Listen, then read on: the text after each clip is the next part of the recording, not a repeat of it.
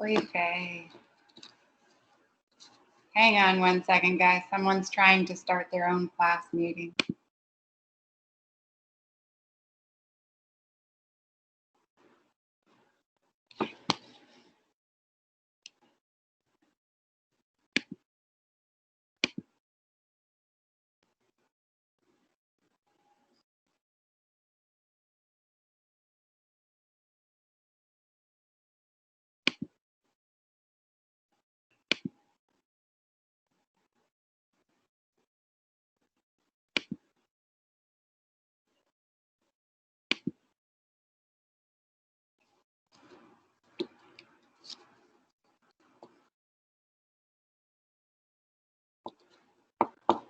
Is there anyone on right now that was originally in a group with Alex?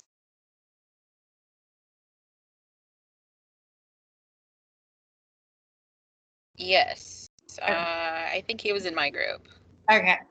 He also dropped the course. His was because his scholarship funding didn't come through.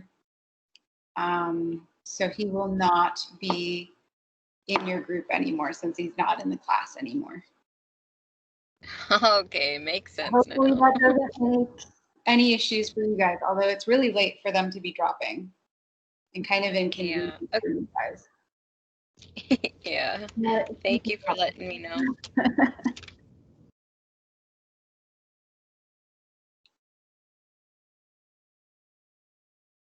Hi, Beyonce. How are you today?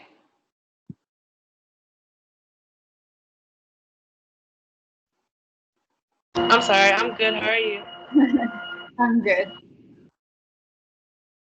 And you're fine. There's always like a lag time going on, so you're fine.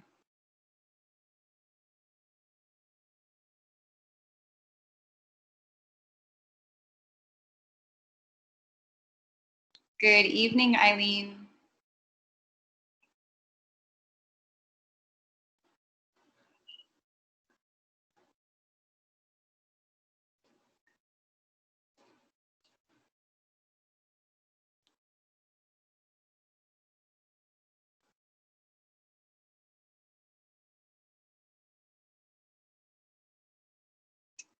So we're still missing a lot of people per the usual, but I'm going to go ahead and get started. Hi, Micah. Glad you made it.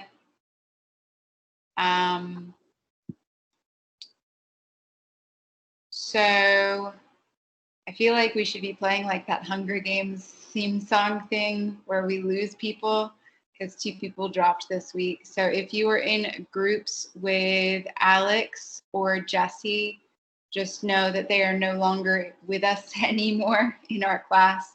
I think both of them are due to scholarship issues, so they had to drop. So they will not be working with you guys on your group projects if you were in groups with them, unfortunately. So if you were trying to get a hold of them for any reason and they aren't answering, that's why.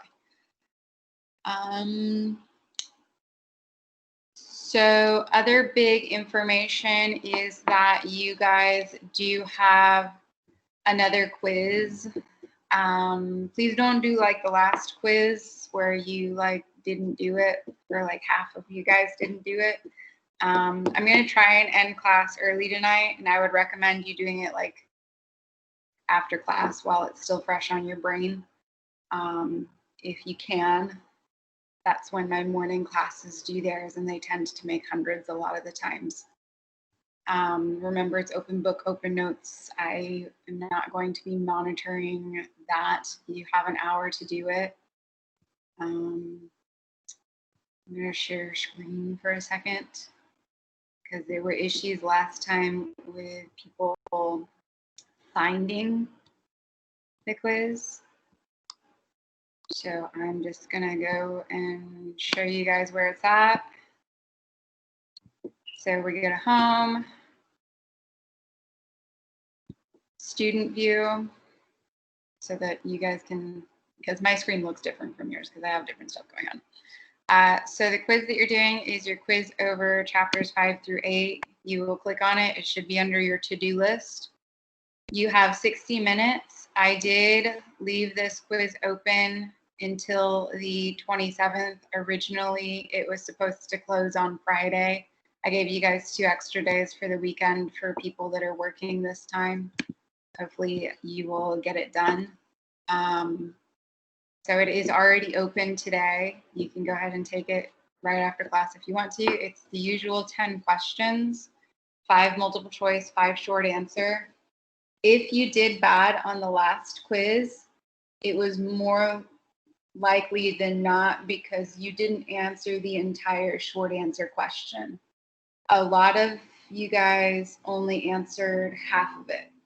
So you would define the term, but you wouldn't give me an example of it. That happened a lot. This time, try to answer the whole question. A lot of those short answer questions have more than one part to them. So answer the whole thing so you can get all the credit. Are there any questions about the quiz portion of tonight? Once again, it's open until the 27th. None. We're all going to do it on time, right? I hope so. I'm not going to open it up again later like I did the last time. Yes, ma'am. I'm not doing that again. You should have learned your lesson by now. So tonight, like I said, I'm going to try and cut it short so that you do have time and it's not like the middle of the night and you're taking that. I'm going to quickly go over painting and printmaking. Your quiz is over chapters 5, 6, 7, and 8. So it's over art criticism theories. You're going to need to know those 3 different theories on how to critique art. It's also over drawing. You're going to want to know things like the different erasers for that quiz. And it's bulk of it actually comes from the stuff that we're discussing tonight, which is printmaking and painting. That's where bulk of the quiz is going to come from. So I would recommend you take very good notes as we go tonight. If I'm going too fast, tell me and I'll slow down. For sure. This is, of course, being recorded and it will be posted as soon as class is done. It only takes me about 15 minutes to upload it. So I will get it uploaded as quickly as possible for you guys if someone needs it. Anna, I'm glad you made it and you didn't miss much. Just me saying that your quiz is open and I would recommend you taking it while things are fresh on your brain. Of course, I understand too if you're tired because you worked all day. If you don't want to take it tonight, I totally get it. Okay.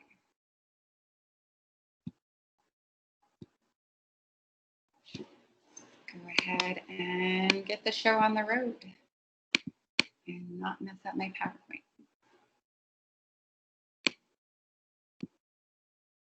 If you have any questions too while I'm going through it, feel free to ask. Like even if it's like a question, if there's something super important or you wanting to know if something's super important, you can ask.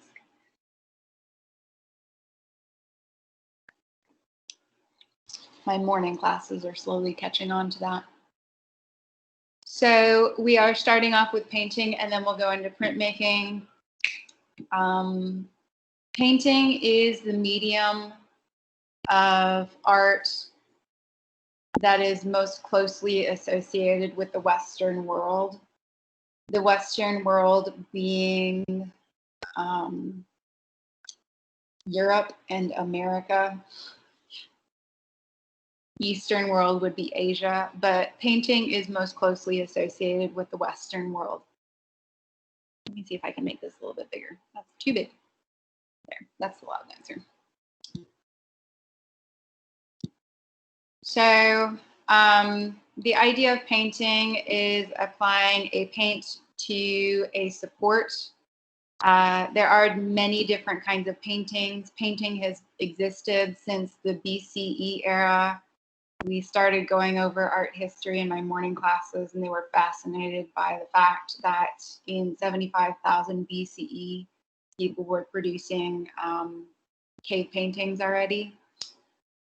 So yeah, it's existed for a really long time.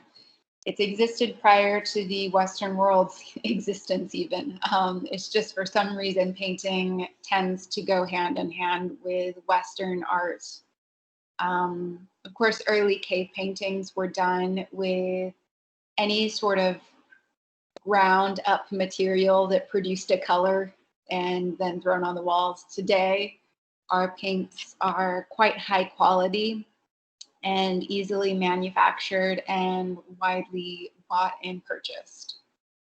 Very convenient versus what painting used to be. And the very first painting we're going to look at is an abstract painting by Gerhard Richter,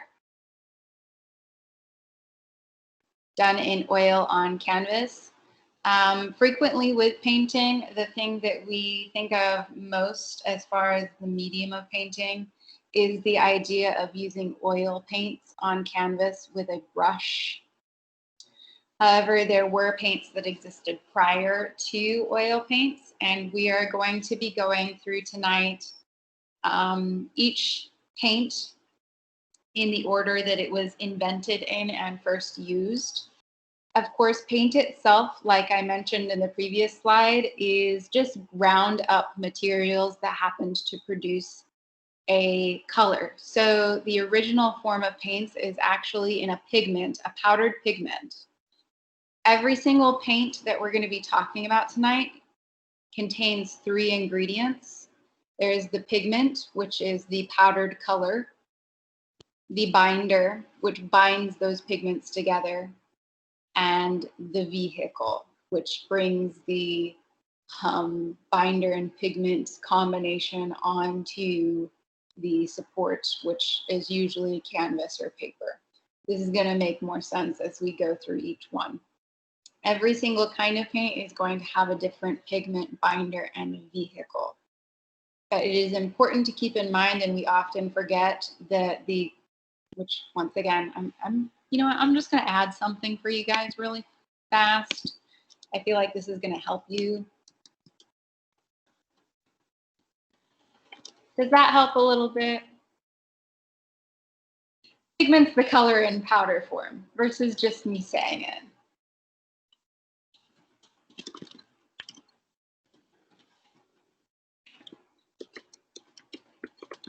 We're all tired, right? So the binder binds that powdered pigment together, and the vehicle gets the binder and pigment onto the support, i.e. canvas. Sometimes canvas, sometimes paper, sometimes wall. It depends on what you're painting on. The support changes just as often as the pigment, binder, and vehicle do. Does that help a little bit better to visually see it? I'm a visual person, so if someone tells me something, I'm not going to remember it. But if I see it, I remember it. So like I keep mentioning, pigments provide colors, usually in the form of a very fine powder. In olden days, back in the Renaissance period, in fact, all the way from the 1870s to prior, any type of painting that you did, the artist actually had to make their own pigments. So they would have to have a mortar and a pestle and grind up that color to make that fine powder. And then they would go in and add the binder and vehicle to it themselves. So painters actually had to be kind of like chemists prior to 1870, because you couldn't just go and buy bottles of paint. In 1870, a genius person decided to bottle up paint and sell it ready-made in tubes for artists to purchase. So that revolutionized painting in quite a way, because artists no longer had to get a mortar and pestle out when they ran out of colors. A great example of pigments being in their original form is Lita Albuquerque's wind painting. So this is actually, she blew the powdered pigment onto this canvas while the paint below it was still wet, so it stuck to it.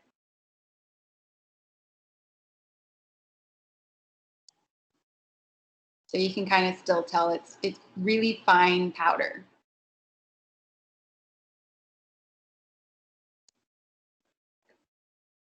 Any questions so far?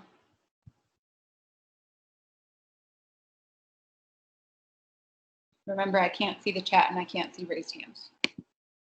Okay, all right. Just checking.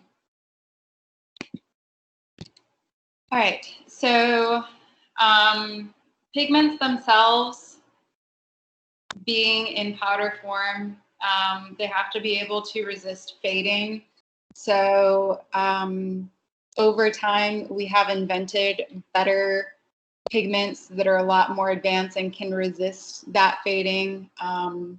However, earlier paintings have to constantly be restored because those pigments fade or fall off of the canvas.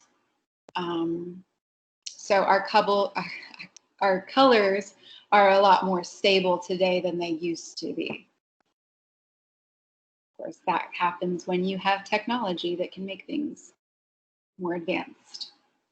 Like I said, binders hold the pigment particles together. The pigment's in powdered format, so you have to have something to keep it all together. An example of a binder would be linseed oil for oil paintings. Linseed oil acts as that binder. That's the reason why oil paints are called oil paints, because of the linseed oil that's inside of it. And then for oil painting, the vehicle is turpentine. Another example of a binder can be found in tempura painting, which we're going to learn what that is in a second. In tempura painting, those powdered pigments are mixed together with egg yolk, and that egg yolk actually acts as both the binder and the vehicle.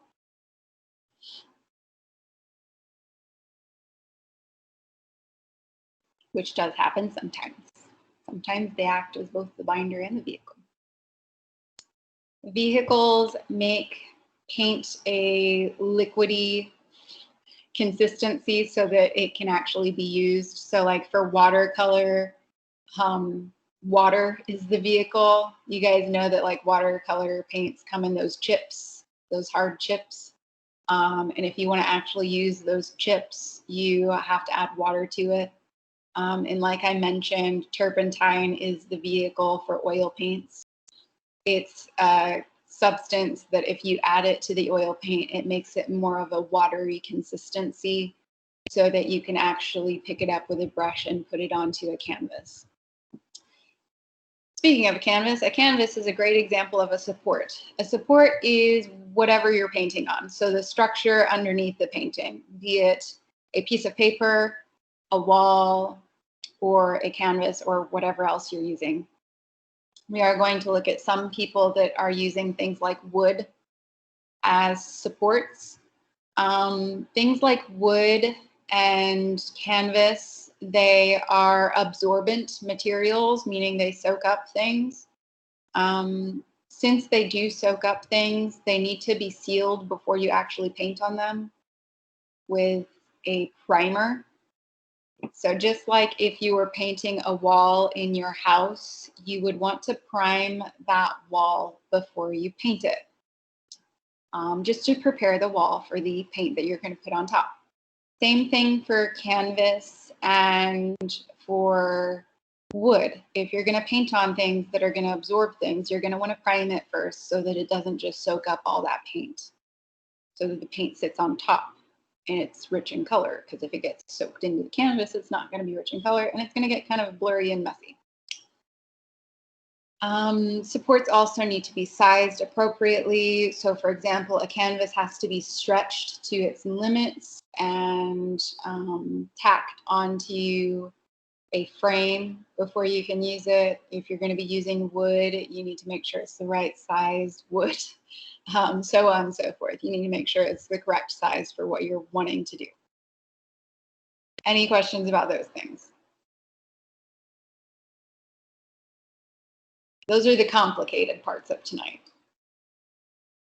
If you made it through that, you are doing very well.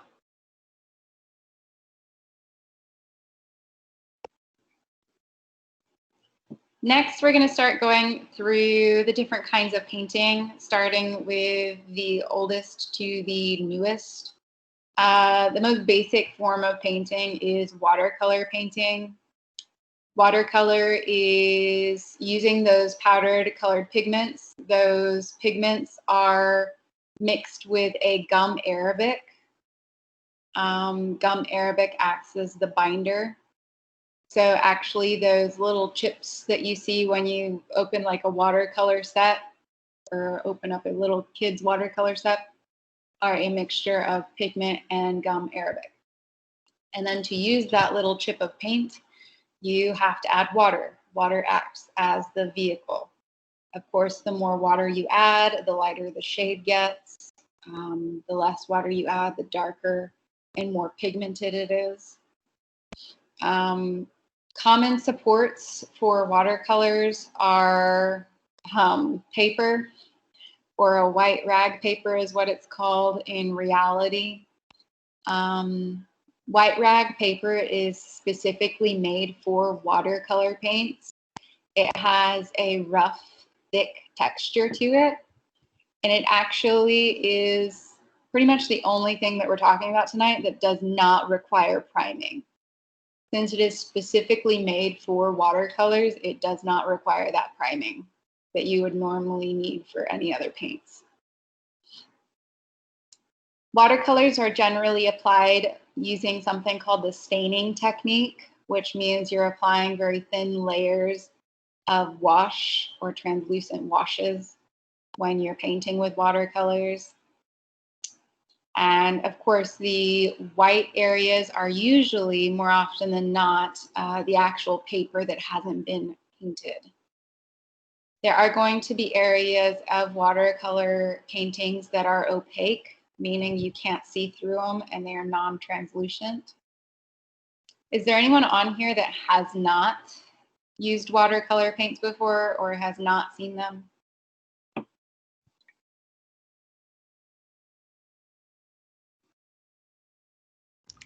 I can't not like remember if I've seen one, like a painting. Oh, for not a water- painting, but like, have you seen the watercolor paints in their like container? You know what they look like. Or is the ones that you have like it's already dried off and you have to mix it with a little bit of water before they start working for something like that? Yep, it's that one. Okay, So- I work with that. Most of the time, like when you're in grade school, you have to like buy them for class at some point, usually. Hang on and let me pull up an image of Crayola watercolor paint from Walmart.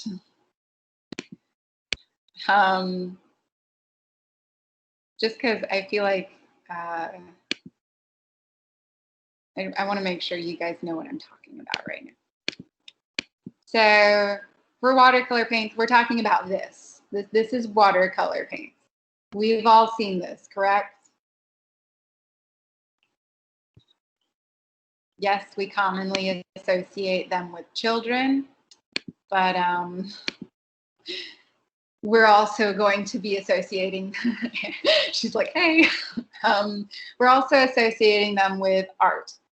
Artists would, of course, not use the Crayola brand of watercolor paints. They would use something a little bit more advanced and with better quality. But you get the gist. It's the same thing.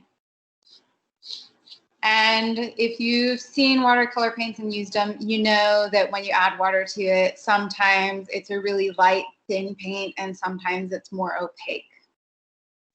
Watercolor paints, because water is the vehicle, they're very fluid, and it's easy to do very spontaneous, quick paintings with them. They're very easy to use. A great example of a watercolor painting is John Singer Sargent's Rio de Santa Maria, Formosa. We see some more opaque areas in the shadows and some more translucent areas. Those white translucent areas are actually the paper peeking through underneath. Did you guys know you could do something like this with watercolors? Of course, he also used graphite and pen, but yeah.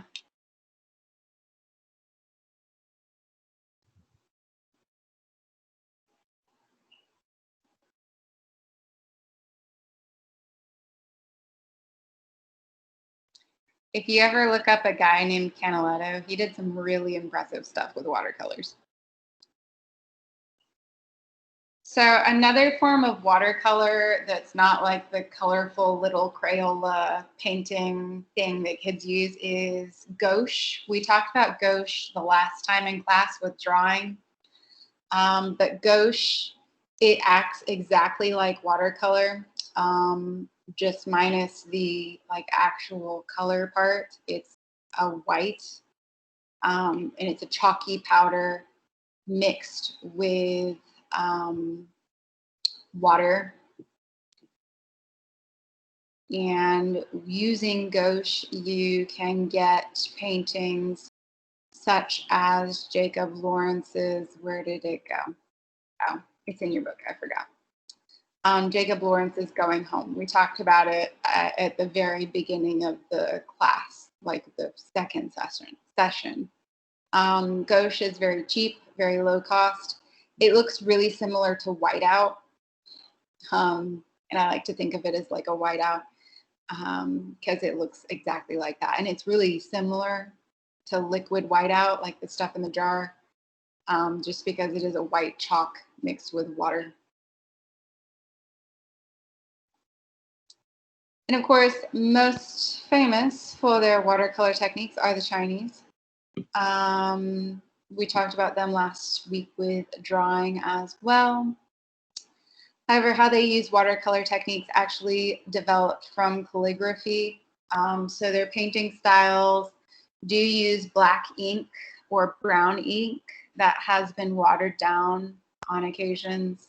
If you want to make it more translucent, you'll water it down. If you want it to be more opaque, then you won't water it down. And it is applied with a brush. So they basically paint with ink, which is really cool looking, and they make things like this,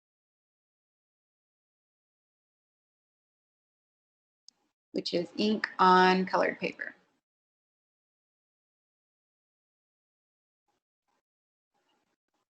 But it's a very similar technique to using watercolors. Are there any questions about watercolors before we move on to the next one?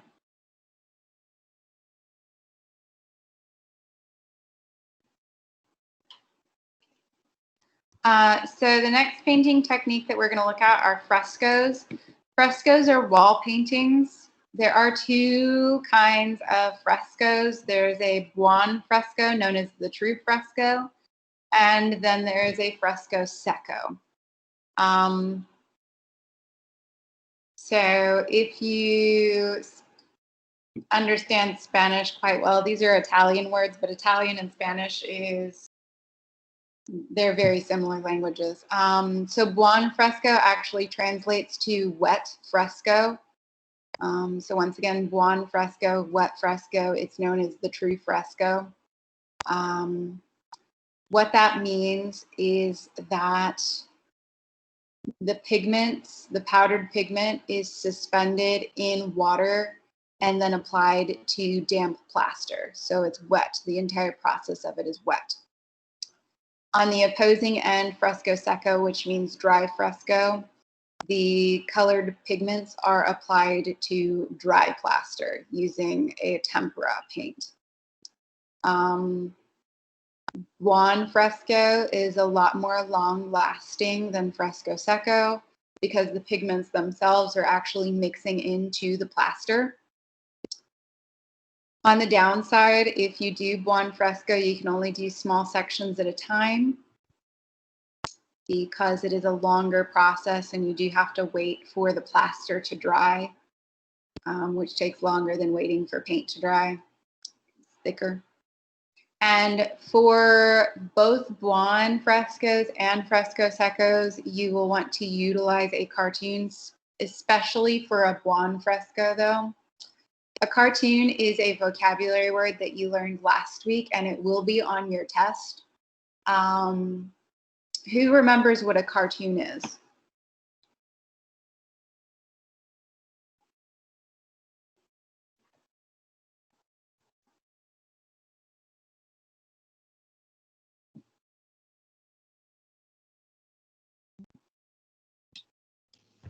Is it like a draft that looks like?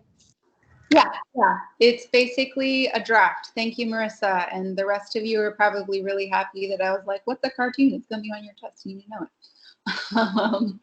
So a cartoon acts as basically a draft, but it's life size or actual size of the thing that you're planning on making.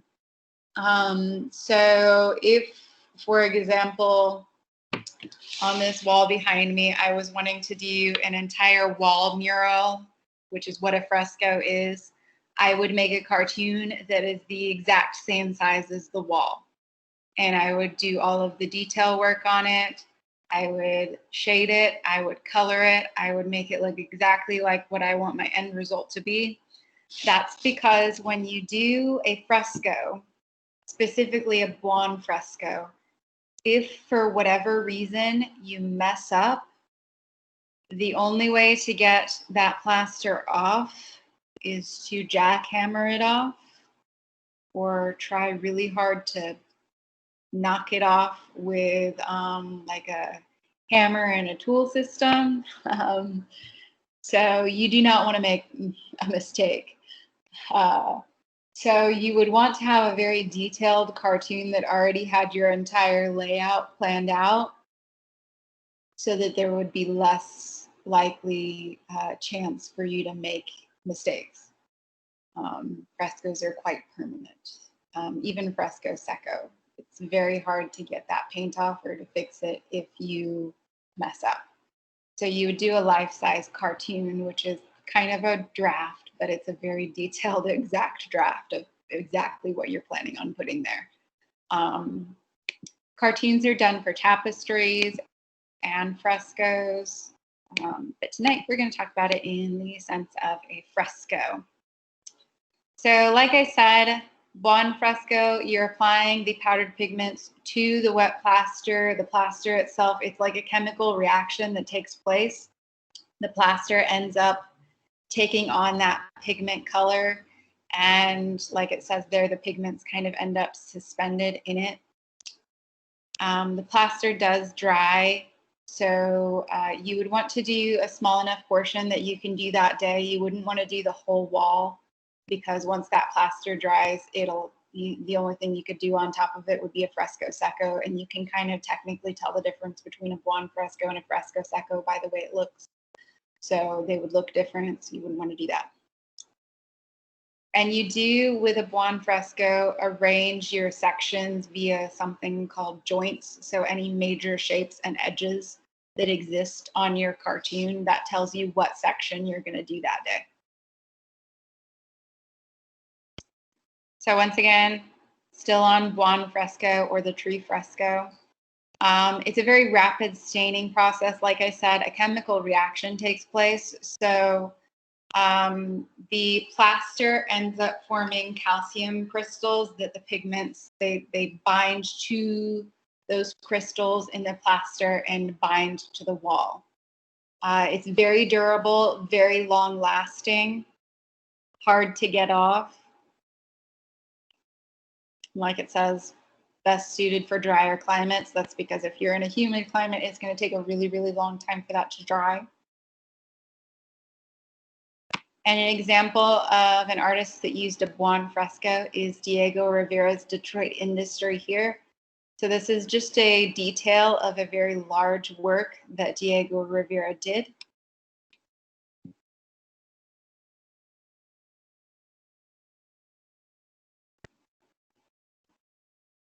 Any questions about buon fresco before we move on to fresco secco?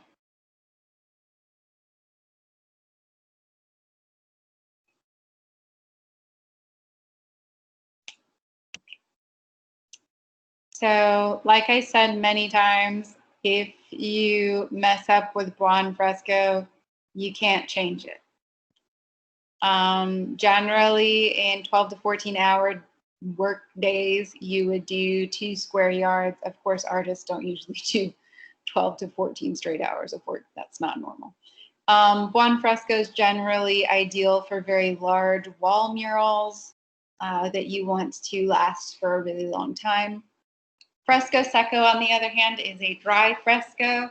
So that is a tempera paint applied onto a already dried plastered wall.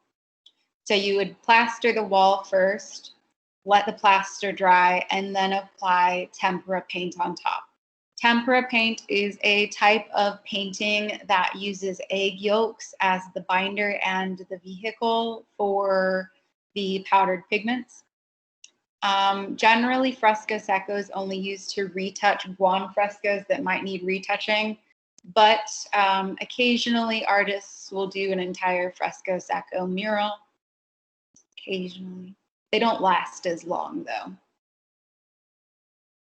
Or you can do like Leonardo da Vinci on his Last Supper and invent your own form of fresco that did not work out very well. As soon as Leonardo da Vinci finished the Last Supper fresco, it was already falling apart. So it's constantly needing to be retouched. So fresco secco was extremely popular in Italy during the Renaissance period. You will notice me a couple of times tonight refer to the Italian Renaissance and the Northern Renaissance. They happened at the same time period. It's just one happened in Italy and the other one happened in the Netherlands. So yeah, this particular kind of fresco, fresco secco, most popular in Italy. Particularly because you could do really large wall murals fairly easily with fresco secco. Michelangelo used fresco secco to do the entire Sistine Chapel ceiling. So you can get really detailed, beautiful pieces out of it. There was a revival of frescoes in general in the 1920s, mostly thanks to Diego Rivera. They also became really popular in the United States in the 30s and 40s.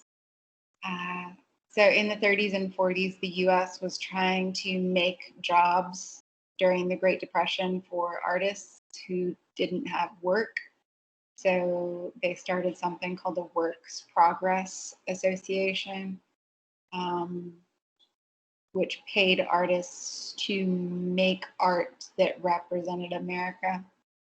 So there are a lot of wall murals and frescoes today that exist because of that. In fact, if you go to the Ellen Noel Art Museum in Odessa, they have a really famous example of a works progress fresco that was made that represents West Texas.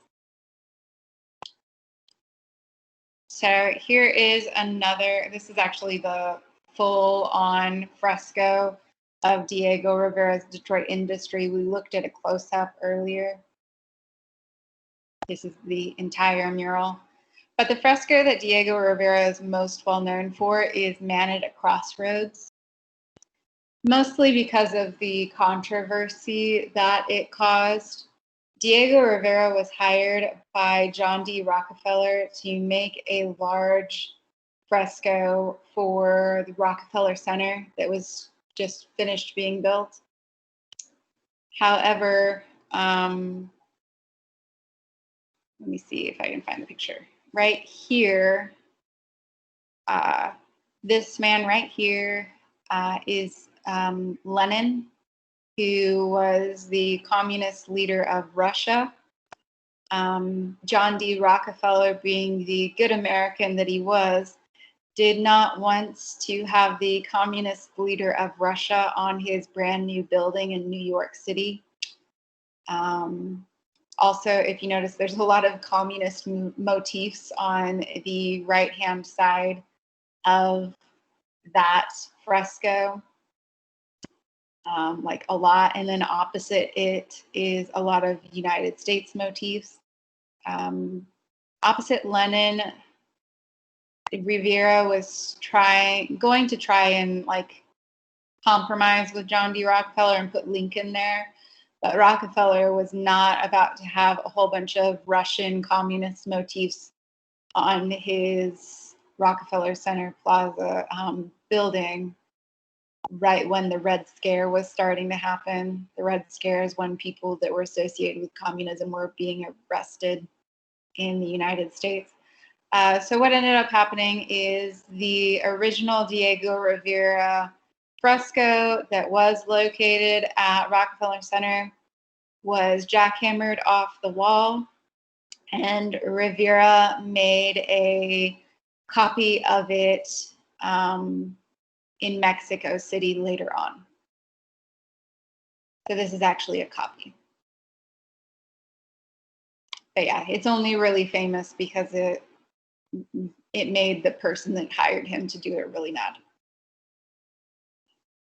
But that's a long story about frescoes. Are there any questions about frescoes? Difference between fresco secco or buon fresco? Do we get the difference? Everyone's good.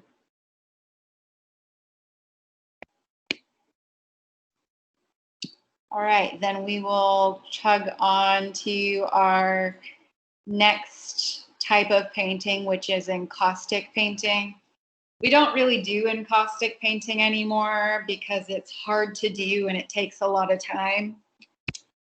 But encaustic painting is where the pigments are suspended in hot beeswax, and that hot beeswax acts as the binder and the vehicle. So the beeswax binds the pigments together, and because the beeswax is liquid, it can be transported onto a support quite easily. The issue being with using encaustic is you do have to keep the beeswax at the correct temperature. And if you're painting with beeswax and things get too hot, your painting's not going to turn out too well later on. People that are most known to use encaustic paintings are the ancient Greeks. It was also popular in ancient Egypt and ancient Rome. Keyword there is ancient. You do require a lot of temperature control with encaustic painting because once again, you're using wax and wax melts. But we do have a really gorgeous example of encaustic painting in this portrait of a boy. Which encaustic paintings, they're gorgeous. They have a nice sheen to them, which you can kind of see there. They look very lifelike and realistic if you're making a human portrait. But once again, there's a major issue with the fact that you do have to maintain a decent temperature to preserve it.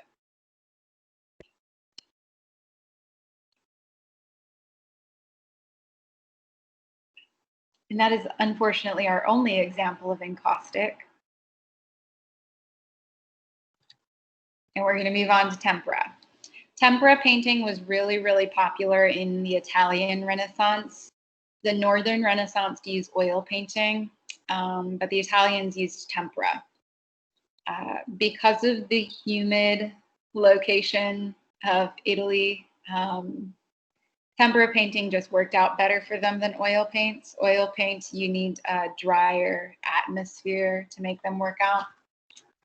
But tempura painting is egg yolk, like I keep saying, it's egg yolk, mixed with pigments. And if you want to make it more translucent, then you will add water.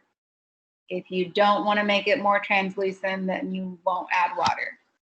Similarly to watercolors. Just instead of gum arabic, it's egg yolk. Issues with tempera is that when it dries, the colors do change.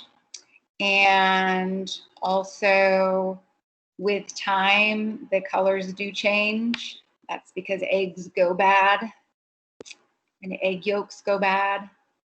So tempera paintings do need to be restored periodically, or else they look a little funky. In opposition to the encaustic that we just looked at, the encaustic painting with the beeswax was really shiny. Tempera painting is very matte, so it's not shiny at all.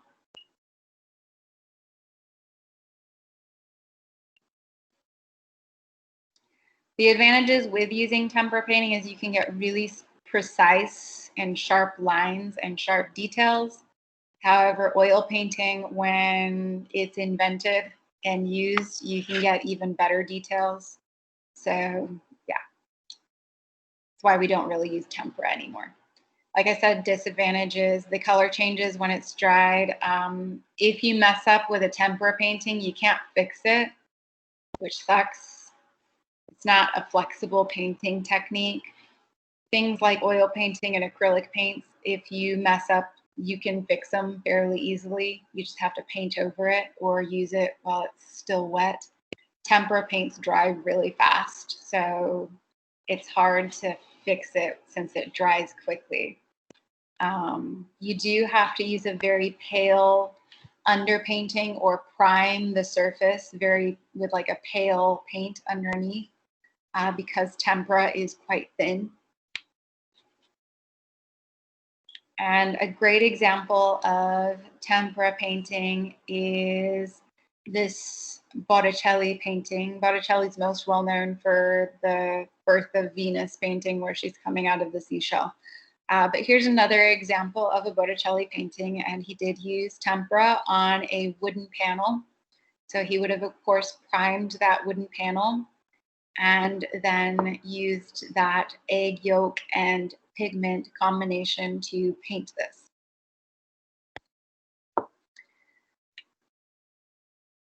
If you ever go to the Kimball Museum at Fort Worth, I'm trying to think of a close museum, but that's the closest I can think of. They have a tempera painting called The Raising of Lazarus. And I always love to study that painting when I think about tempera paints because a lot of the people in the painting turned a greenish gray color. But that's because they used a tempera paint. Like I said, tempera painting tends to become a bit discolored over time, once again, because of that egg yolk.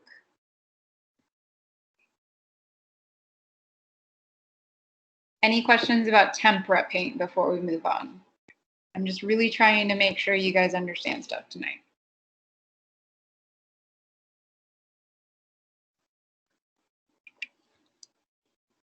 Okay, now we're getting on to newer paints. So oil paints, once again, very popular in the Northern Renaissance, which occurred in the Netherlands at the same exact time as the Italian Renaissance. They just kind of get overlooked because we pay so much attention to Michelangelo and Raphael and Da Vinci. But there's some really talented Northern Renaissance artists as well, such as Jan van Eyck that we're going to look at in a second. With oil paints, the linseed oil once again acts as the binder and turpentine is the vehicle. Your support will either be canvas or a wood panel. You would need to prime that support before you paint on it with oil paint. And when you're done with your oil painting, you're going to want to glaze it over top to try and preserve those paints. A glaze is a very thin, transparent film that you put over top. Kind of like if you're painting nails, you're going to put a top coat on that's clear. Same deal. The guys are like, huh, what? But the girls get it.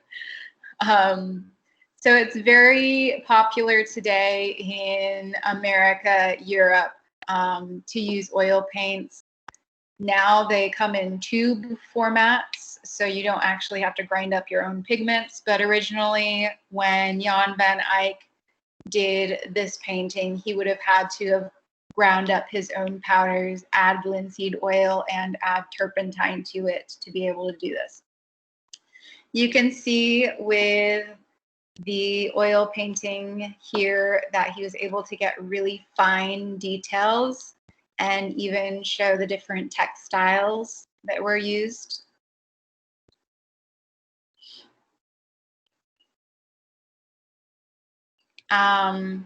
Like I said, there's a lot of advantages with oil painting. Number one, if you want it to be opaque, then you can use it as is. If you want it to be more transparent, then you add turpentine to it. The more turpentine you add, the more transparent it is. Oil paints have a slow drying time, so if you mess up, you can fix it. The pigments don't change color when they dry. They pretty much stay the same. And it's really, really flexible. You can paint on a lot of different kinds of things too, so you can use wood or canvas. It's a lot easier.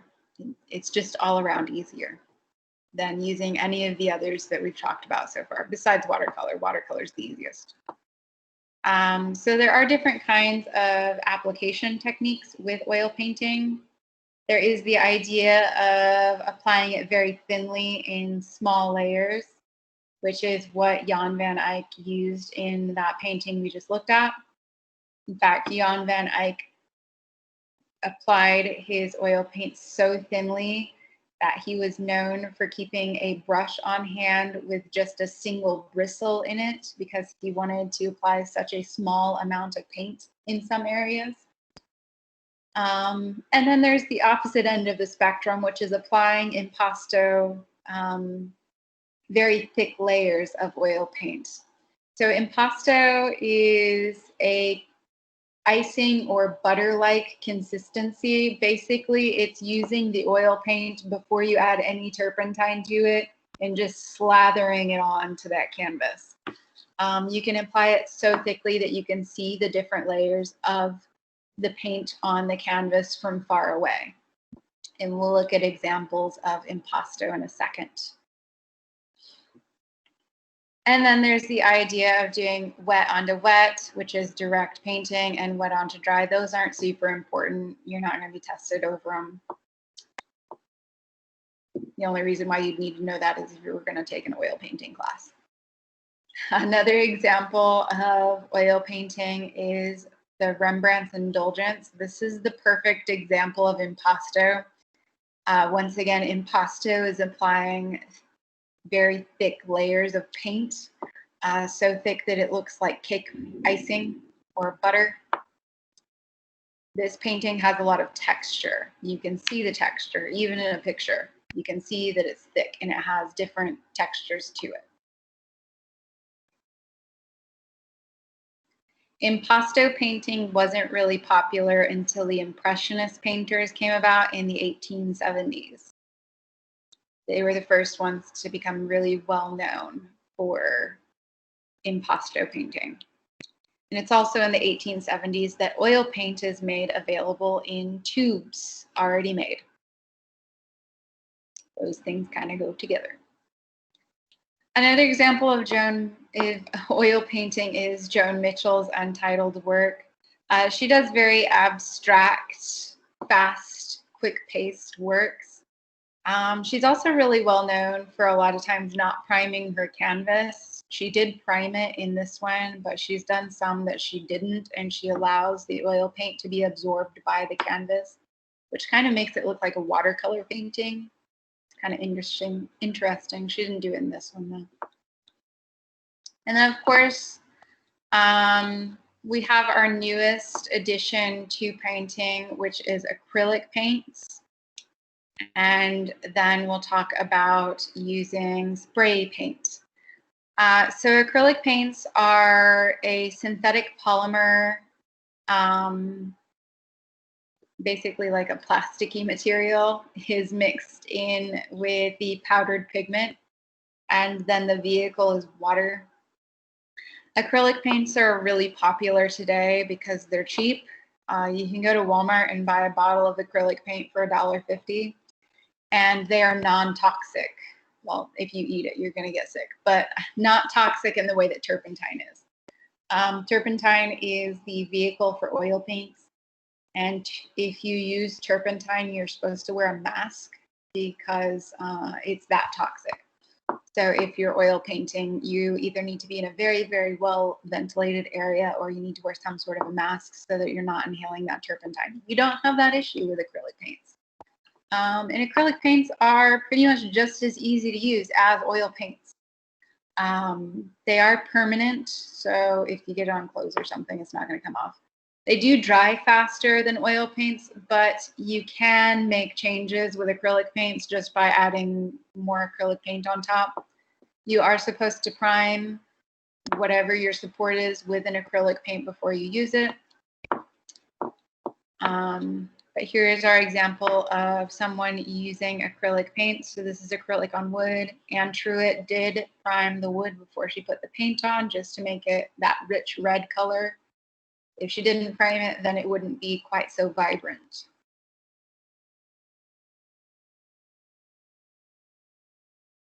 And then, of course, like I said, using a spray can or an airbrush is another new contemporary version of painting. We all know graffiti artists use spray cans. They're very quick and easy to use so that you don't get caught.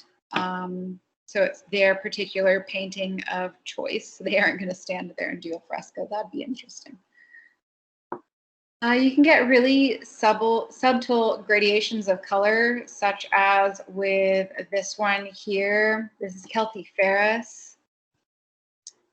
Or this one right here, which is Jeremy Blake's Sodium Fox.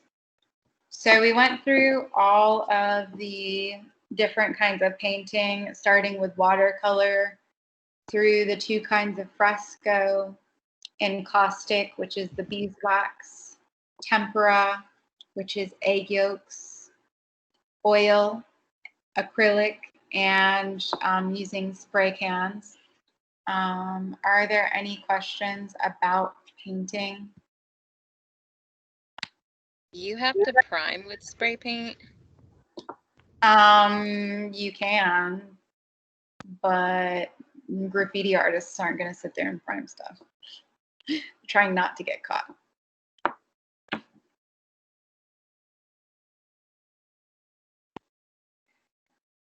But I mean, keep in mind, if you do prime things, your colors are going to show up brighter. So, I mean, if you're willing to take the time to prime your support, your colors are going to turn out a lot nicer. And I guess like each kind of paint or technique that we use has to be in different, works better in different kind of, how can I say it, objects or supervisors. Like some of them will work better in paper, some of them will work better on canvas or in metal tins or bottles. The only one that's good for paper is watercolor. The rest of them you would use wood or a canvas or a wall. Frescoes are only done on walls or ceilings with plaster. Oil painting, you can use wood or canvas. The encaustic, which is the beeswax one, you would use wood. But that's because back when they did encaustic paintings, they didn't have canvas. Canvas wasn't invented then. Tempura, you can use plaster, which is a fresco secco. You can use wood, but it needs to be primed. And you can use canvas, but it needs to be primed. Acrylic paints, you can pretty much paint on anything with those. You can use paper. The paper might get a little warped though, just because it's not built to hold that much paint. Most people will use a canvas or a wood for acrylic, and then spray paints or depends on what you're using it for. What would you recommend if I'm trying to do a craft stuff and using like the mason jars? What kind of paint will work better on those jars? Well, acrylic paint's shiny. So if you don't want it to be shiny, don't use acrylic paint. If you want it to be matte, get that chalk paint that they sell at Hobby Lobby. That'll be a matte style. But either acrylic or chalk. Oil paint's expensive and difficult to use. Well, it's not that expensive, but it's more expensive than acrylic and chalk.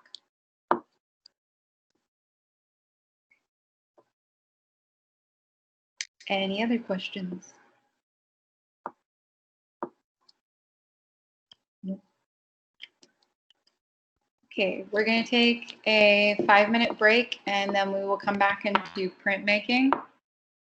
So try and be back here by 6:34. And printmaking's not too long.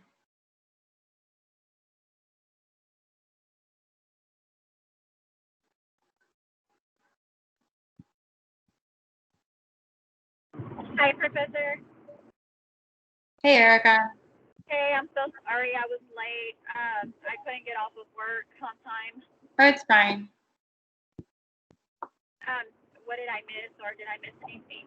Obviously, I missed a lot, but Did you just get on? probably like maybe 5 minutes ago, probably. Then you missed the entire painting section and me going over your quiz. So you're going to want to either read that chapter or watch the recording. Okay. And the recording will be on tonight? Okay. Alrighty then. Someone's sharing their screen and I have no idea who. Uh-oh. But, okay, we'll figure that out in a second, I guess.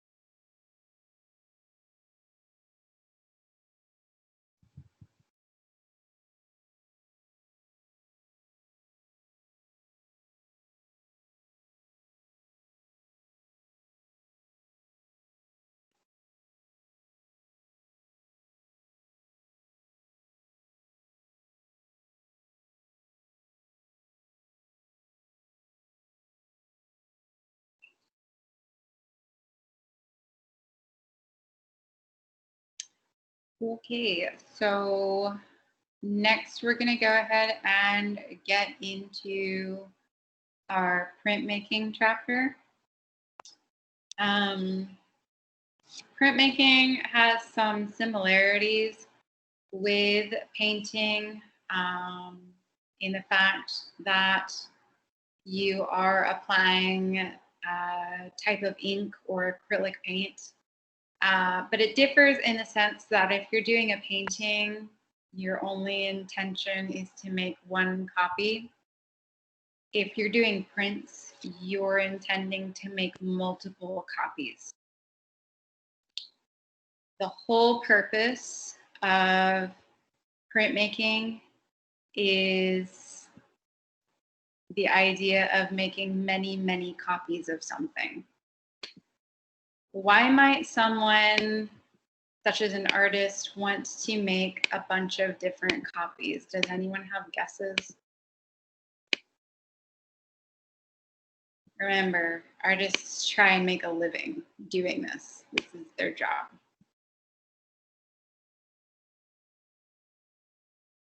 Anyone have a guess why they might want to make many copies?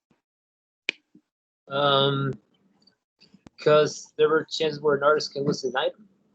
Do what? There were chances where an artist could probably lose the page, and they decided to make copies of it. No, not quite that. Isabel, you want to help out? Yeah, I'm thinking to trade or to sell, maybe just museums. Yeah. The more you make, the more you can sell. Yes.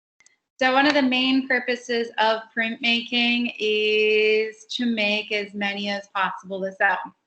The issue with that is if you make too many, they lose their value. So you want to make just the right amount to make money off of them. Of course, with printmaking, in the art world, they come in something called editions. Editions are the number of prints that are identical. So an edition just means the amount of copies that an artist made.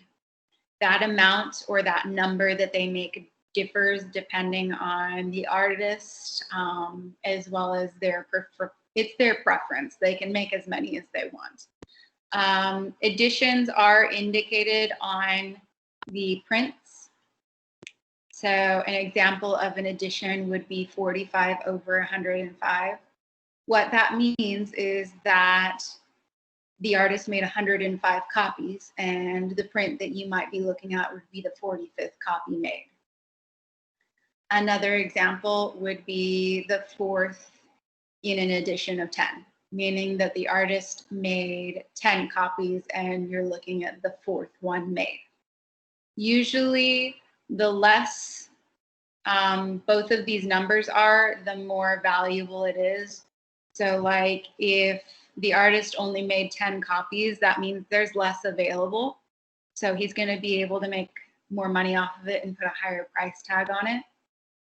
If it was the first out of 10, meaning the very first one printed, it would be the most valuable of that set. The more copies that an artist makes, the more that printing device gets worn out. So the later your copy is in the edition, the more likely it is to have flaws. So you want a lower number. I'm saying that because we are about to go shopping. Yay. That's what you wanted to do tonight, right? You wanted to go shopping. Who in tonight's class is a millionaire?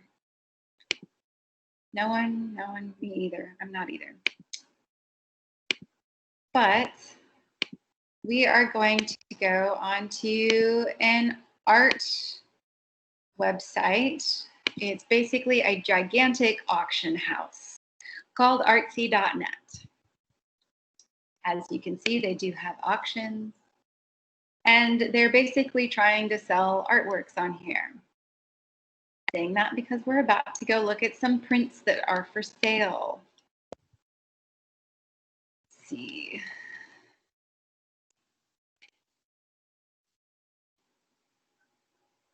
So prints that are currently on sale are this one by Giorgio de Chirico.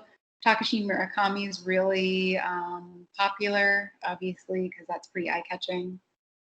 All of these are different prints. Keith Haring, really popular. That's super cheap for Keith Haring, by the way, $340. I know some of you are like, why would you pay $340 for that? Because he's popular and you can make some money off of it. Here's Jasper John's print over here for $35,000. That's a bigger question. Why would you pay $35,000 for that? That's because he's an extremely famous artist and dead, so he's not making things anymore. But all of these are prints. Let's go ahead and see if this de Chirico here has its edition numbers on it. It does not. I always get irritated when they don't actually have that. So this is a limited edition work, meaning there were less than 150 made. Occasionally, they'll tell you which number it would be in the edition set. This one did not. Actually, it does. It is number 61 out of 99. So there were 99 of these prints made, and this is the 61st one made. And their relative value of this art piece would be 2,990 euros, which is a little over 3,000 US dollars. So, yeah. Any questions about how editions work? We can look at some more if we need to. So once again, one of the main purposes on prints is to make multiple copies to make money off of it. Another way or reason for printmaking is to disseminate information or spread information. There are artists that do this. I'm trying to see if there's one on here right now. Sometimes there are, sometimes there aren't. Keith Haring is an artist that likes to spread information a lot of times.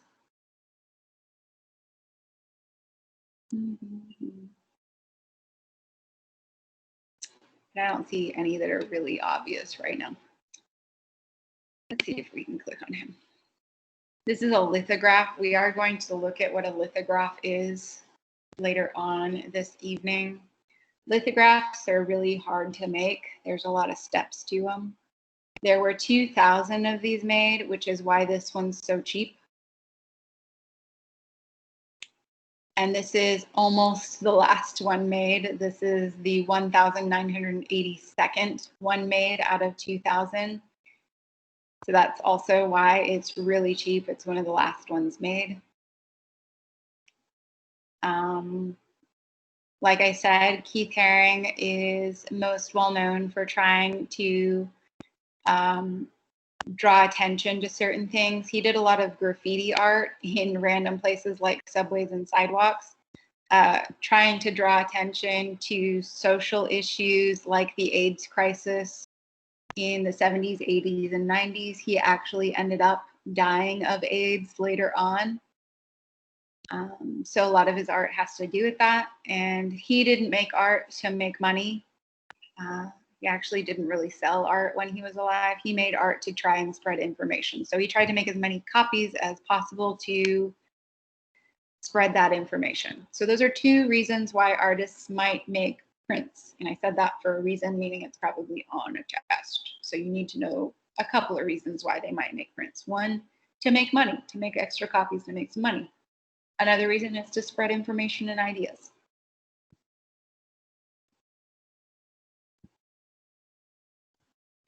So just like when we went through painting, we're going to go through the different kinds of printmaking, starting with relief, and then we'll do intaglio and lithography and silkscreen and stencil. So once again, starting from the oldest to the newest.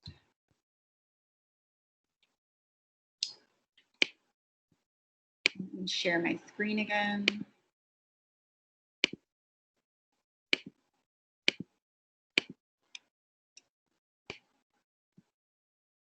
So once again, printmaking is all about copies, either to make money or to spread ideas or information. Here's a quote from Andy Warhol. Andy Warhol is probably the most well-known artist that used the medium of printmaking. And here he says, prints mimic what we are as humans. We are all the same, and yet everyone is different. So even though these artists are making copies, they do differ.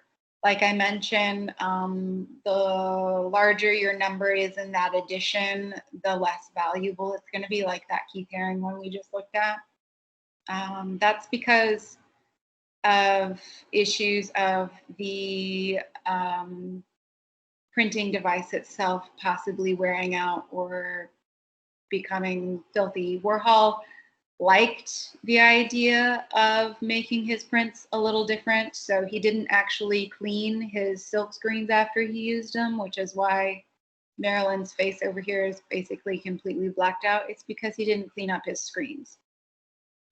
He liked the idea of things being different. That's not normal. He was the only one that did that. Normal printmakers would try and make every single one identical. And here's a different image of his Marylands. Once again, they're all a little bit different. But he made them obviously different. Other artists try their hardest to make them identical. And later on this evening, we're going to actually see the process of how he made things like this.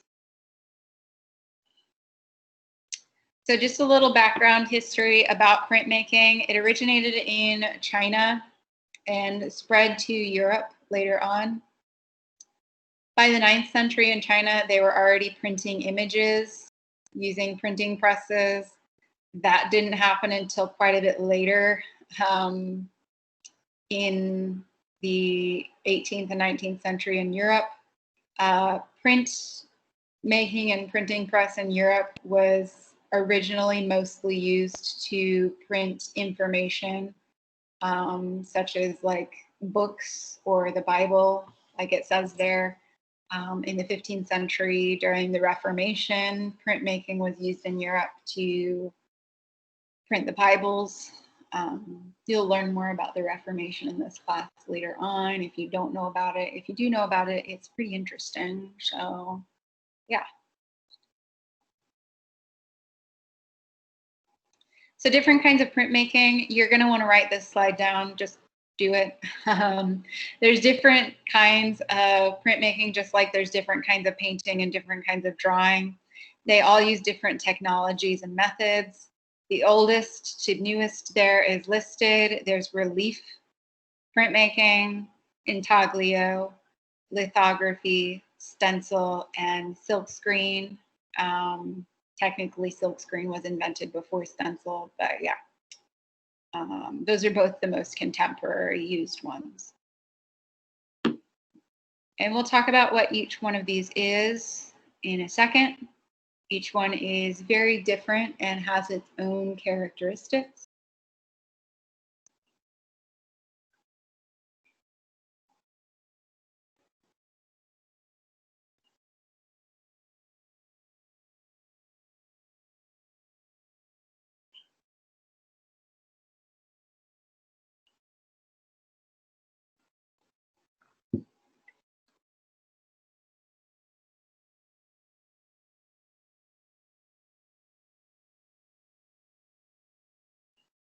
I'm giving you guys a second to write those.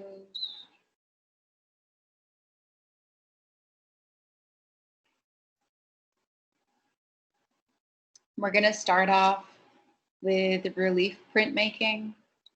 There's actually 3 kinds of relief printmaking, which makes this a little bit more confusing just because there's 3 different kinds.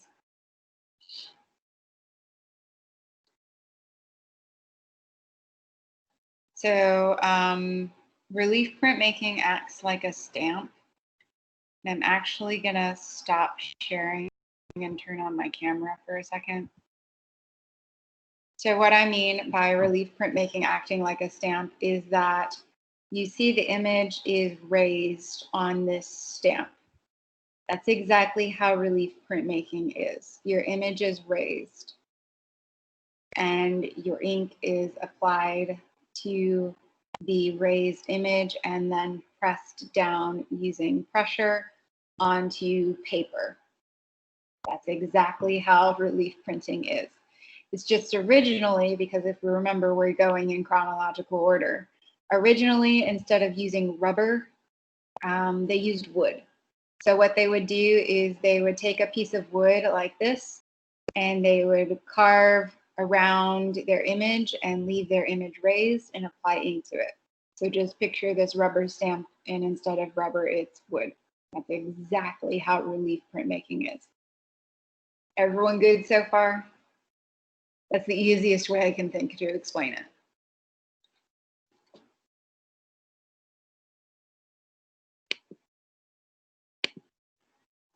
I used to not think of that until I finally realized, oh yeah, I can do that.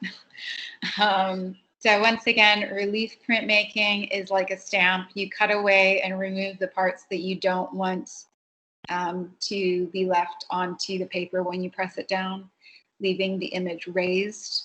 You apply ink to the raised image and then press it onto paper. There are 3 different kinds of relief prints. You're going to want to write down all 3 of those. And you're going to want to know what the difference is between all 3 of those.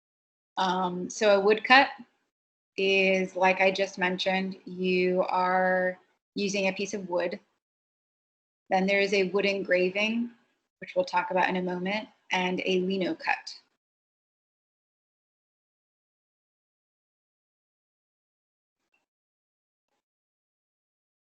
And those are all different kinds of relief printmaking.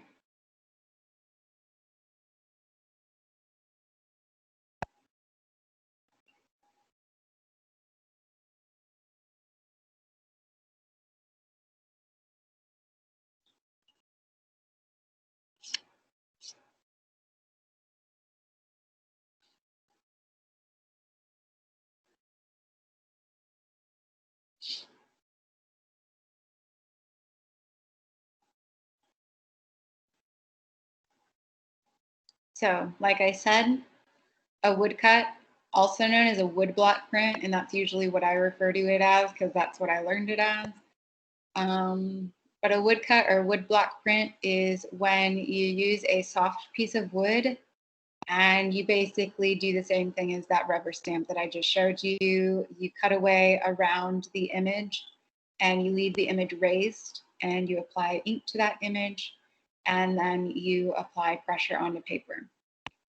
Now here's where printmaking gets a little complex.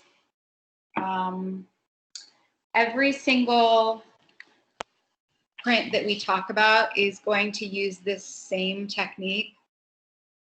But what you have to do, because remember, we're trying to mass produce things as quickly as possible, what you actually have to do when you're making prints is for each color, you have to make a different cutout.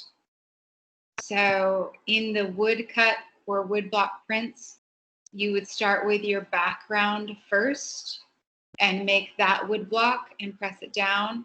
Then you would move towards your foreground, and for each color and each layer, you have to make a different block. That's because you're trying to mass produce. If you were actually making one block for this entire painting, you would have to paint that block by hand, which would take a lot of time to do all of those different colors and all of those different details. So you make a different stamp for each layer. Now I'm going to stop sharing because this is the part that everyone gets confused on. Are there questions on the idea of making a different block for every layer, starting with the background and working your way to the foreground? So it takes longer to paint than to actually make the block? Yeah. Once you make the block, you can use it constantly over and over and over again. If you're going to make a painting, it's going to take you hours. So yes, it takes a while to carve out that block, but once you get it made, you can use it a lot, like hundreds of times. Whereas a painting, you're gonna have to spend hours on every single painting that you do. Oh, okay. Yeah. So it's like, yeah, at the beginning of the process, it seems like a woodblock's a lot of work, or printmaking in general is a lot of work, because every single printmaking that we're about to look at does the same thing, where they start with the background and work their way to the front.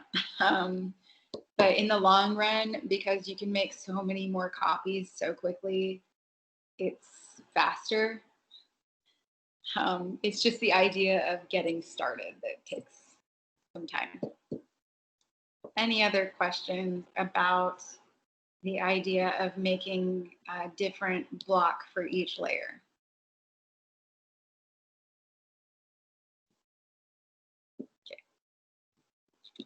Just keep in mind as we go through tonight, I'll keep reminding you, but every single printmaking technique uses that idea of starting with the background and making a layer for each one. So really popular forms of woodblock or woodcut relief paintings are the ukiyo-e prints. I said paintings, sorry. I meant prints. Are the ukiyo-e prints. Ukiyo-e translates to pictures of the floating world. It's a very fancy sounding title, but it's actually just like daily scenes that look very artistically stylized. And very popular in Japan, and later on became really popular in Europe.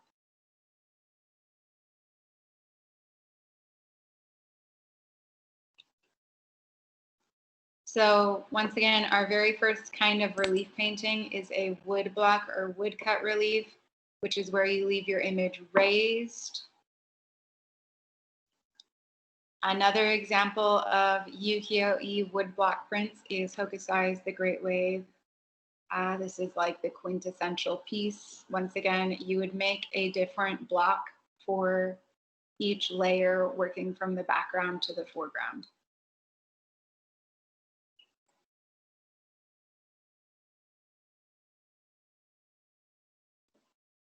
And another one is Emile Nolde's Prophet. This one's all one color, so the artist did not have to make multiple blocks. They could just use one. Aren't they smart?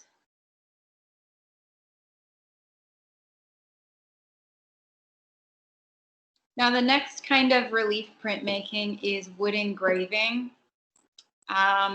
This is the opposite of the wood block that we just talked about. And I'm going to unshare again. So once again, with wood block, your image is raised here like the stamp is. With wood engraving, the image is going to be recessed in. So the rubber stamp around it would be raised up and the image would be inside it. Just instead of rubber, we're talking about wood. So you're carving your image into it instead of carving around it, is what a wood engraving is. And this is so complicated to explain over Teams, but we'll get through it. So once again, wood engraving, the image is recessed into the wood. Usually you'll use a denser block of wood because you're going to be applying more pressure. You want to use a denser piece of wood so that your wood block lasts as long as possible and it doesn't wear out. This one's mostly used for book illustrations or for spreading ideas and social concerns, such as Rockwell Kent's The Workers of the World United.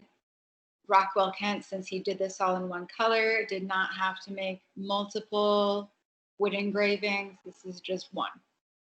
And most often, wood engravings, you wouldn't want to have more than one layer. It's just too complicated.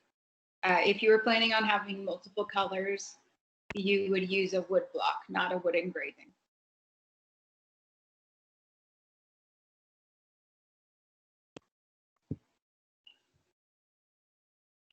And our very last type of relief printmaking is a lino cut.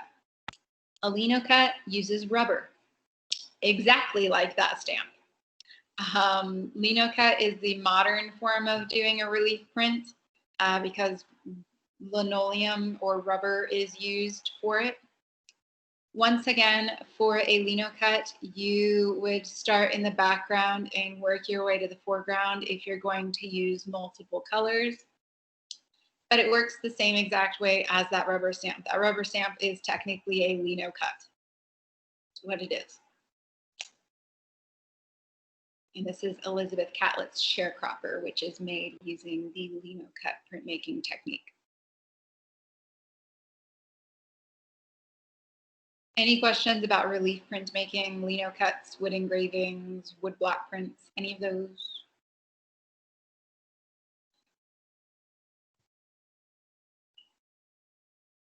I feel like you guys are lying because nobody gets that very well. Maybe I just did a better job of explaining it this time. Who knows? So moving on from relief printmaking to intaglio. Intaglio, instead of using wood, uses metal. So with relief printmaking, you are carving it into either wood or rubber. With intaglio, you're carving into metal or metal plates. So you would carve out your image. The image would be recessed. You would then apply ink to that metal plate and then apply pressure. And the image would be left onto paper. You would, of course, need to use metal tools to scrape onto the metal plate. Today, we use a plastic instead of metal. But back in Albrecht Dürer's time period, he had to use metal. So for this rhinoceros, which I am aware that is not how you spell rhinoceros, but that is how he spelt it. That is the actual title. And I'm also aware that's not how a rhinoceros looks like. But this is 1515 in the Netherlands. He didn't know what a rhinoceros actually looked like. He was just making this off of stories. So with this intaglio print, he engraved the image into a metal plate, applied ink onto that metal plate, and then applied pressure. Albrecht Dürer is really well known as an intaglio printmaker. That's like mostly what he did.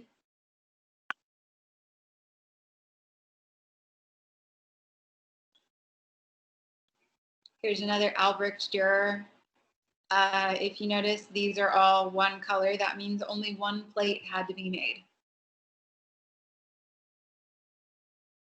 And as you can see, we have really fine details on the intaglio prints. That's because they were using really fine tools so that they could etch and get really nice gradient shading in those metal platings before they made the prints. So you can get really precise, more realistic details with intaglio.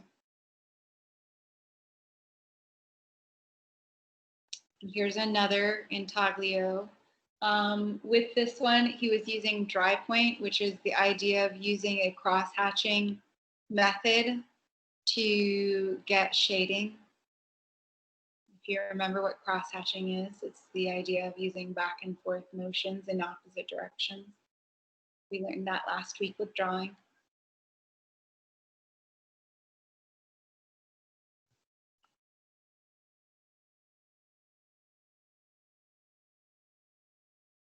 So funny story, I was cleaning out the unused classroom that is right next to my office. And in this storage closet on the floor, they had a Rembrandt just chilling on the floor in a closet. It wasn't a locked closet either, it was just there. Evidently, it was supposed to be in a vault. And it was not. So yeah, someone could have had their very own Rembrandt. at any point in time, because that classroom is never locked and that storage closet is not locked. So it's a fun story there. Here's another Rembrandt. Rembrandt is an interesting artist. He would do a self-portrait pretty much every year. So you can see him age, which is kind of cool. You don't see that very often in artists. Any questions about intaglio? The main difference is that you use a metal plate with it.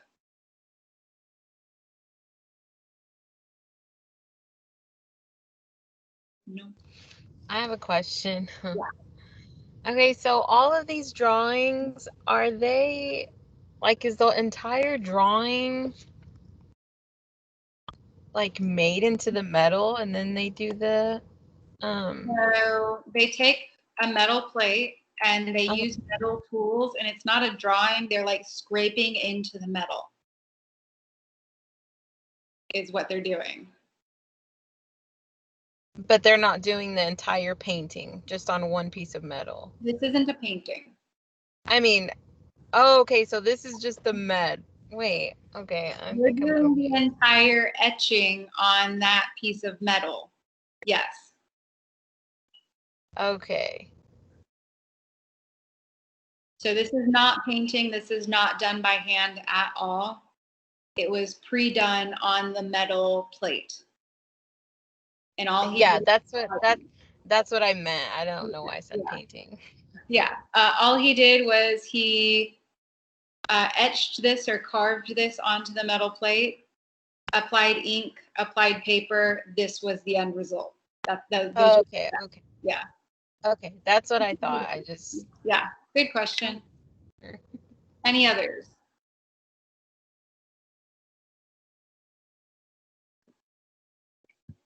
Okay. And we will move on to lithography. Lithography was most well used in the 19th century, specifically in Paris, for advertisements and posters. But we did look at that Keith Haring that was also lithography.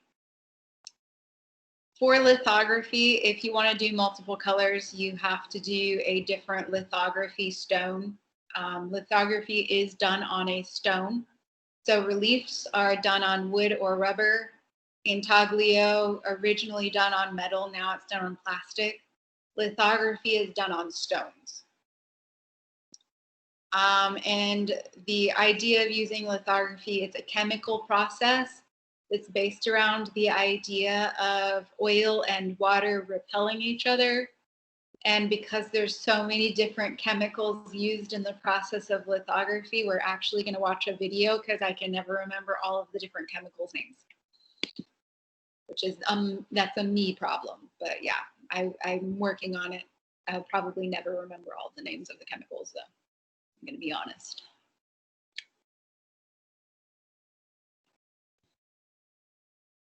So because Teams is a pain in the butt, if for whatever reason you do not see or hear this video, please let me know. I do have closed captions on, so you should be able to at least read it. Lithography works on the chemical principle that grease and water repel each other. All work remains on the surface. There is no carving.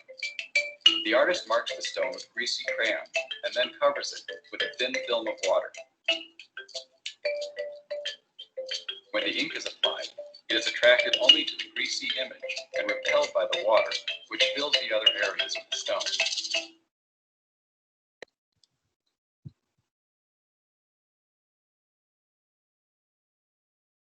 This artist has chosen to work on Bavarian limestone and is resurfacing a previously used stone. In a special graining sink, the artist wets the stone and applies carborundum grit, the surface texture of the stone, which will affect the look of the final print. So what he's actually doing right now with that grit is he's trying to smooth out that stone to get it to the texture that he wants it at. He's also going to try and make sure that stone's level. If the stone, for whatever reason, isn't level and has like a warp in it, when it goes through the pressure of the printmaking process, that stone might crack.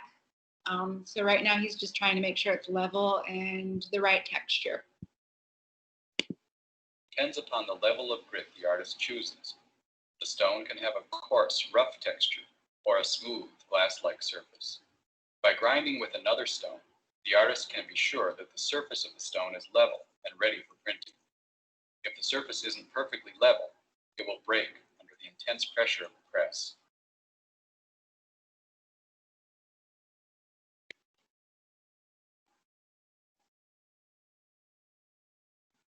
In lithography, the artist creates the image by marking the stone with greasy materials.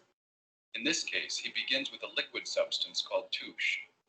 After mixing the touche to the correct consistency, the artist paints it onto the stone to create the background of the image. To transfer an outline, the artist copies the image onto tracing paper and dusts the front of the sheet with iron oxide. So he traced what he's planning on putting on this stone onto paper. And now he's putting iron oxide on top. You'll Since see the why in a printing second. process will reverse the image, he places the tracing paper face down. So remember, the other side of that paper has that red iron oxide on it. And tracing paper is see-through. So he's actually going to just retrace what he traced onto that paper. And that red substance is going to stick to that black stuff that he put on the stone already. The stone. As the artist retraces the design, the iron oxide is transferred to the stone. Lithography allows the artist to draw freely, in this case with a greasy lithographic pencil. He could also use For areas that he wants to be shaded more, he's going to add more grease. So make it blacker.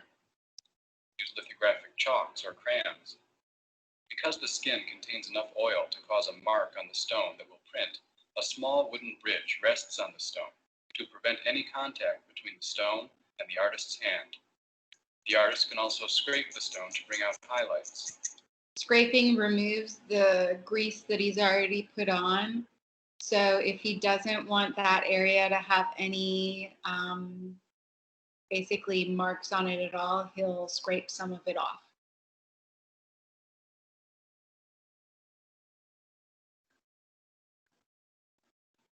Here's where we get complex. To begin processing the stone, the artist applies a layer of talc to absorb the excess grease from the crayon and touche. Next, he brushes on powdered rosin to protect the stone from the strength of the acid. To chemically fix or etch the image onto it. So once again, just to reiterate, we used talc to soak up extra grease that we didn't need. And then we applied a powdered resin to make sure the stone doesn't get destroyed when we apply this acid to it, because we're going to apply acid to it next. Stone. The artist mixes a solution of gum arabic and a small amount of nitric acid. That gum arabic and nitric acid mixture is going to eat into those areas covered in grease. By eating, I literally mean it's going to eat into the stone areas that have grease on them. The acid fixes the greasy image areas into the stone and desensitizes the non-image areas from receiving ink. The artist adds more solution to those areas that may require a stronger etch. To ensure that all areas have been etched, the artist checks the stone with a magnifying glass. To prepare the stone for print. Okay, so after the nitric acid has basically eaten into the greasy areas, now there's an etching of the image that's been eaten into the stone. So we don't need to leave that grease anymore. That grease will get in the way when we apply ink to it. So what he's doing now is cleaning the grease off and getting the stone ready to print on. The artist dissolves the crayon and touche of the original drawing with an oil-based solvent. Since the image and non-image areas have been etched onto the stone with the gum arabic solution, a ghost of the picture remains visible. Asphaltum is applied to make the image areas even more receptive to the greasy ink. When the stone is dry, it is ready to print.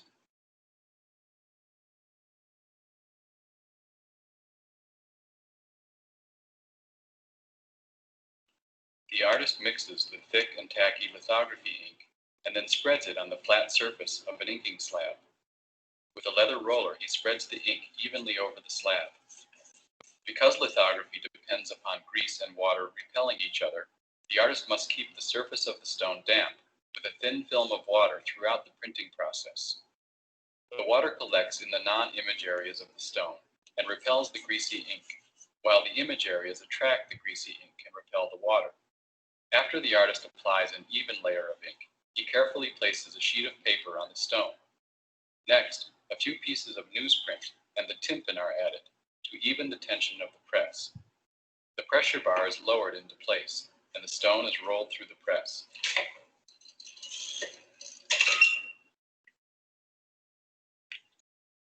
The paper is carefully pulled from the stone to reveal the finished print, which is a mirror image of the stone. And voila, that is lithography. He can keep using that stone over and over and over again until that image gets worn out due to the pressure of the press.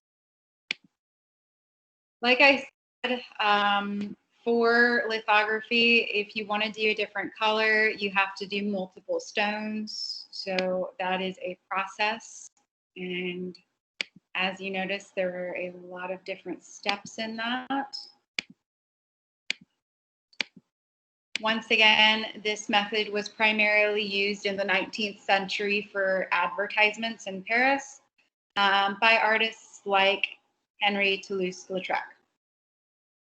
So most of this is all one color and could have been done with one stone. However, the other colors, that orange and yellow and the red, would have had to have been on a different stone.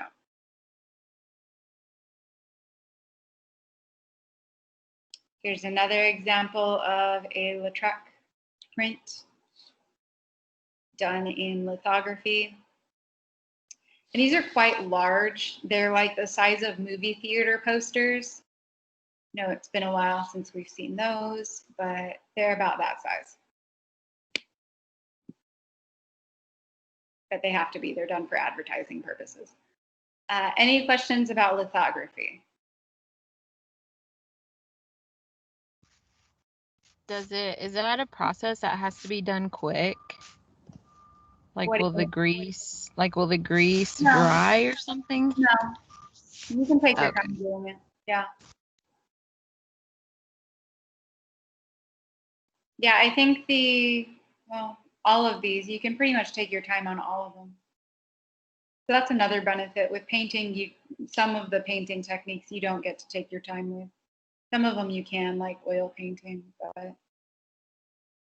with all of the printmaking techniques, you can take your time.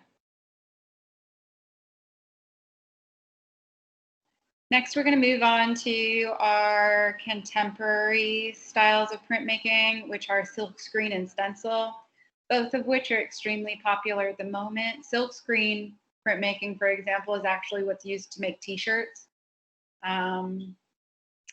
Andy Warhol used silkscreen. Stencils, super easy. We'll talk about a stencil in a second. Just like with the other prints that we've talked about, for every single layer and color, you're going to need to do a different screen. And we're actually going to watch someone make a silk screen and make prints in the same method that Andy Warhol did in this next video.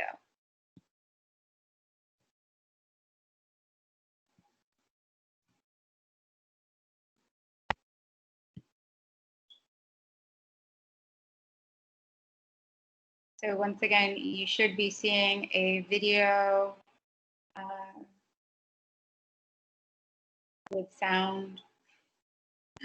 I am going to stop it occasionally, just like I did with the lithography one, to explain some things a little bit better. In this video, I'm going to look at how to print like Warhol. I'm using Warhol's series of mouse screen prints from 1972 as my influence. In particular, the way he combined photographic and hand-painted stencils. I think the aspects that are most interesting to me are his use of these painterly marks. You can see that there is a variation of layers and layers of color that are brought together In this print, we have approximately about 8 or 9 different layers to give that depth to the image. For my screen print, I'm going to create an image combining 4 to 5 layers of colour. For this screen print, I've chosen a press photo of Michael Manley, the Prime Minister of Jamaica in the 1970s and 80s. To make the photographic stencil, I create a high contrast black and white image and print it on tracing paper to the size I want to work with. To make the hand-painted stencil, I've placed the drafting film over the photographic stencil. I apply acrylic paint to block out the areas for the background layers. Like Warhol, I'm using loose brush strokes and I don't mind if it goes over the edges of the photograph. In his Maz series, you can see that the stencils don't line up, which adds to the painterly effect. So what I'm doing is mixing a pot of photo emulsion, adding a sensitizer to the emulsion, which turns it into a photographic emulsion that we can coat onto a screen that then becomes light sensitive. I pour a generous amount of emulsion into the coating trough and apply an even thin layer to the screen. So that right there is the actual silk screen. And like she said, she just applied a light sensitive photo emulsion to that screen. That's what that green paint thing was. Screen into a drying cabinet and repeat the process now for each she's just screen. drying that emulsion. For this print, I'm using 3 screens, and I have to act quickly because the emulsion is sensitive to light. The screens are exposed in an exposure unit, and I'm exposing multiple images onto the same screen. So she's using the same screen to do several different images. That's because she's trying to save time. But what she's going to do is those light sensitive screens that are now dry are going to be placed on top of those images in a light exposure unit. So a unit that pumps in a ton of light. And once again, this is light sensitive. The stencils go underneath the screen, printed side up with the screen on top. As the light So she put her stencils underneath and the light sensitive emulsion covered silk screen is going on top. And it's going to be exposed to a lot of light in that exposure unit. Except from underneath, everywhere that's black, the light can't get through, so the emulsion can't harden. Everywhere else, the light can get around, so it hardens the emulsion on the screen. It's important to wash down the exposed screen as quickly as possible. So like she just said, those areas that had the black stencil underneath hardened or didn't harden, and the areas exposed to light hardened, meaning that now she's going to wash away that emulsion that didn't harden, leaving behind the stencil. Possible to stop further exposure. Everywhere that was black on our image where the light couldn't get through, the emulsion washes away, bringing it back to the original mesh, and that's the area that the ink can pass through. With screen printing, what you see is what you get. So essentially, you're making a positive rather than a negative. These screen printing inks are made from mixing acrylic paint with screen printing medium. By adding the medium, it changes the consistency, giving me more time to print before the ink dries. A screen printing table can be set up anywhere. All you need is a secure base with hinge clamps attached. When I'm printing multiple stencils, I mask the other images to stop ink from passing through. Before I print on paper, I print the image on a sheet of acetate.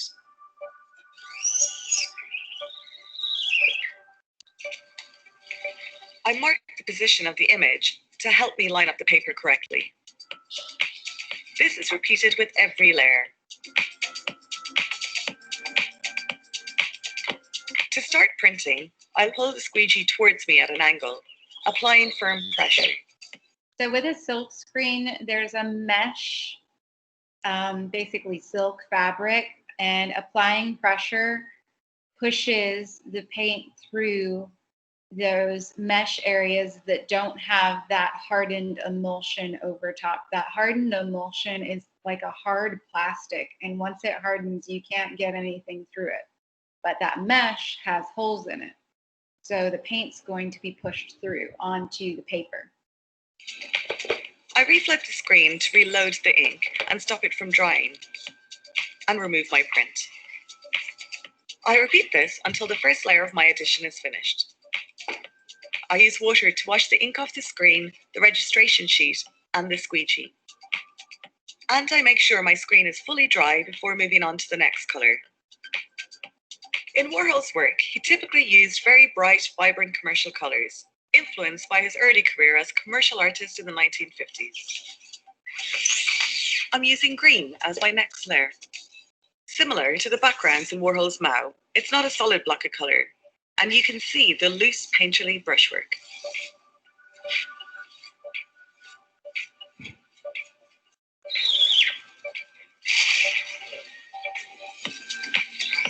Instead of creating a perfect edition, where all the prints are identical, I've taken a more playful approach, varying the background colours on each print.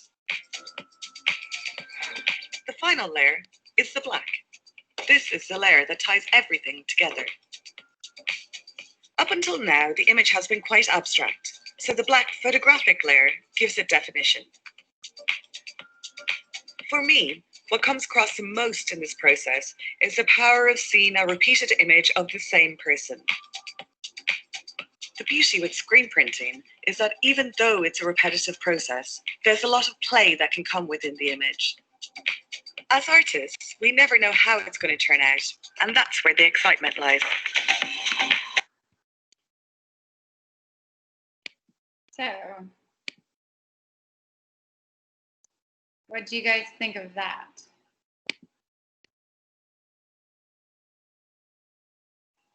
I've seen people make silk screen prints before and like make the whole silk screen themselves with the emulsion and then try the print. And it just turns out like rubbish. So they had to remake the entire silk screen. So that does happen too. Like she was saying, it's all up to chance. Sometimes it can be a bad thing. Sometimes, most of the time, if you know what you're doing, then it'll turn out right. So like I said, silkscreen is really, really popular at the moment. And it does use the idea of a stencil as well. Stencils are ways to trace around things, such as the mesh part that was left open that the paint went through onto that. Here's an example of Andy Warhol's prints. Another one, this is the Mao Zedong one, a very large one. So for this, he did have to make his very own silk screen. Obviously, this is quite large. Companies would not manufacture ones this size, so he would have to make his own. But it's the same process. Of course, Warhol had a whole studio team working for him at this point in time, so it wasn't like it was just him doing it by himself, like she was. And then, of course, our very last form of printmaking is stencils. Stencils are primarily used in graffiti art. You pre-make your stencil, and then you would go to the spot that you're planning to graffiti and spray paint it very quickly. For this, Banksy did the tanned image first and then followed up with the black on top with a different stencil. Similarly to what the silk screen was that we just saw. She did her colors first and then her black. So that is everything for printmaking. We went through relief, which used either wood or rubber. We went through intaglio, which to start off used metal, and nowadays if you do intaglio, you use plastic. And then we went over lithography, which uses a stone and the idea of water and grease repelling each other. And then we did silkscreen and stencils. Are there any questions about printmaking?